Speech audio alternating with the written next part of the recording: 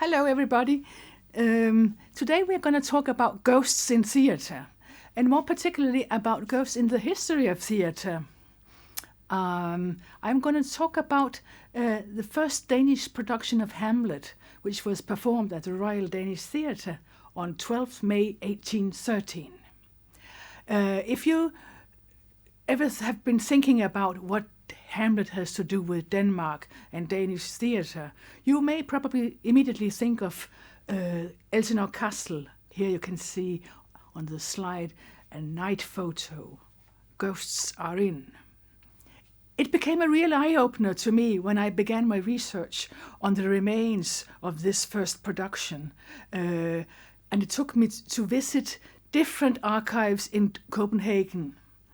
What strikes me the most was that a puzzle with many different pieces of all kinds and qualities would increase along with the process, but dramaturgically, this was not a process of addition, which eventually would lead to the whole picture.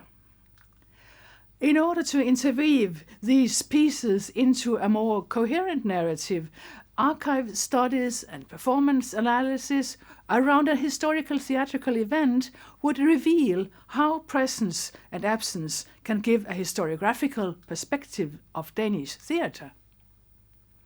It was a true puzzle where absence of elements would accentuate the picture of a historical theatre production, responding to the censorship and ideology of the geopolitical situation of Denmark around 1813. The political historical context of this topic was the absolute monarchy in Denmark, a governmental situation informed by the execution of the King Christian VII's physician, Johann Friedrich Struensee. That was in 1772.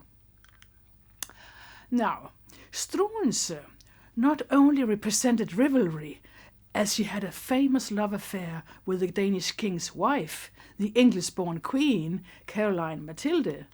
Struensee also represented knowledge and fresh ideas from European Enlightenment, ideas which at that time were considered both to be foreign and too revolutionary for the Danish self-understanding of a center of power.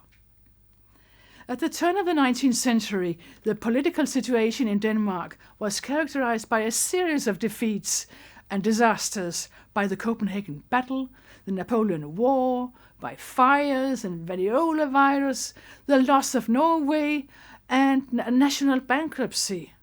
So within a decade, the Danish Empire had become reduced to a small doll's house monarchy. Shakespeare's Hamlet was already translated into Danish in 1777 by a young student, Johannes Boye. As this was a literary translation, it was never staged. Some years later, the actor Peter Forsum, who was engaged in the Royal Theatre, began to translate Shakespeare for the stage. Forsum's first Shakespeare translation was Julius Caesar, which was considered to be too politically dangerous for the audience, including the king. However, there was immediately great interest to see Hamlet on the stage, since the topic about the Prince of Denmark would eventually support the monarchy. What would the archive studies tell about performance remains, and what would the remains tell about the production? Well, a Norwegian librarian notes on Danish text versions of Hamlet and very few publications by literary scholars, mostly 50, 100 years old or even older. They either had attention paid towards translation quality or semantic choices made in the translations. And of course, such as, for example, faithfulness towards verse is also important, without doubt, as they are presenting from a linguistic or literary point of view. However, drama analysis involves sensibility not only for mapping the territory of the pieces and of the literary analysis of the play text. Since theatre performance and consequently performance analysis is considered the backbone of theatre history studies, I decided to approach the Hamlet archive sources from such perspectives, hoping that this would give insight in the founding performance history of this production in Danish, since this apparently had not been realized for the case of the first Danish Hamlet. Here on the slide you can see the prompter's protocol, and you can see on the right-hand side of this in this book that Hamlet was rehearsed a few days before the opening night. That was normal condition those days. So when approaching archival remains, I decided to involve performance analysis and performance event as notions around the archival reminiscence of the very performance itself. I combined this attempt with studies in the context of the royal interests and of the current repertory at the Royal Danish Theatre for the time being. The most popular productions showed that they followed the contemporary trends of medievalism, as the imageries of the decorations stemmed from most famous Danish national mythology of medieval history. The inventory shows that settings stemmed from Thomas Brun's decoration draft after Peter Kramer's drawing, and they were used in at least 3 other notably celebrity productions as Skjoldebrand's Hermund von Unna, as well as the Lord Lieutenant and the Queen's Room from Johan Samsø's Dyveke, and a room from Niels Ebbesen by C.L. Sander. The imageries from these 3 productions implied understandings of national mythology in a way which, in resonating master tropes, would emphasize illustrative turning points in the production of Hamlet.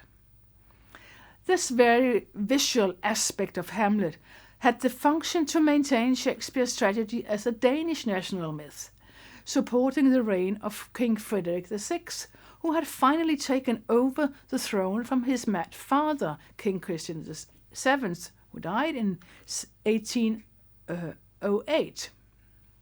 Here on the slide you see Kramer's drawing called the cabinet, which was then supposed to be also the Queen's room. The purpose of my approach is to expand the perception space in the studies of this performance remains into the contextual analysis in order to see how, in this case, the editing of the play for the performance would reveal new correspondence between the artistic freedom of expression and the political mirroring of royal power.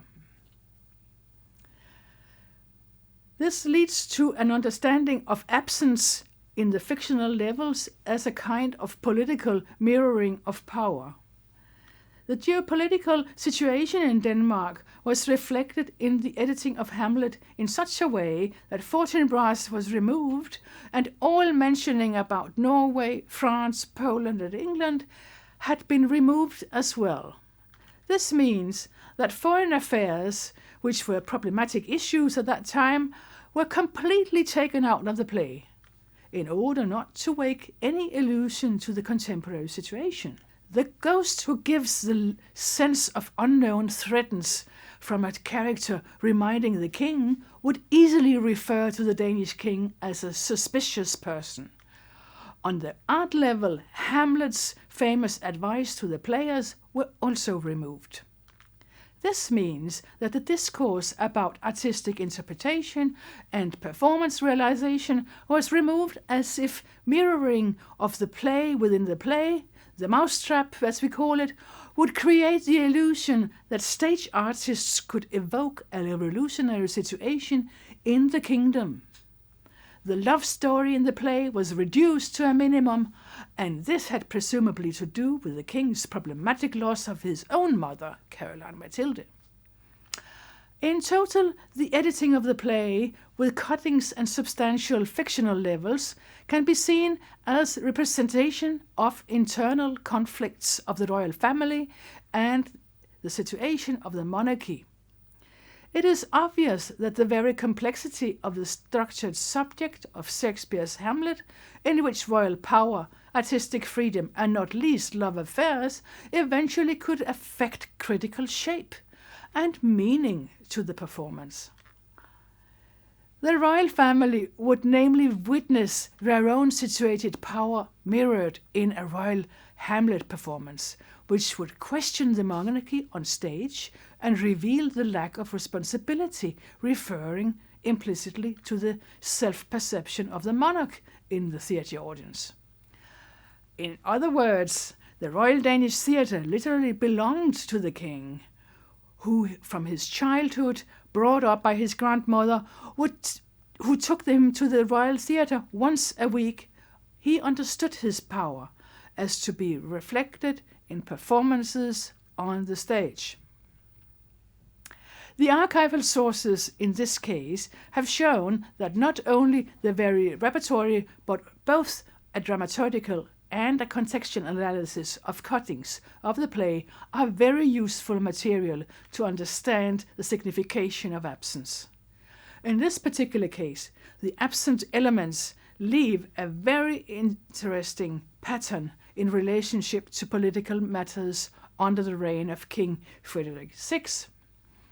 Not only do notes in the manuscripts witness about the stage director Frederick Schwartz's and his actors' dramaturgical readings and editing of the Hamlet story with the purpose of the production, but the machinists' protocols and the prompters' notebooks also witness about stage paintings and curtains to accompany the entire production.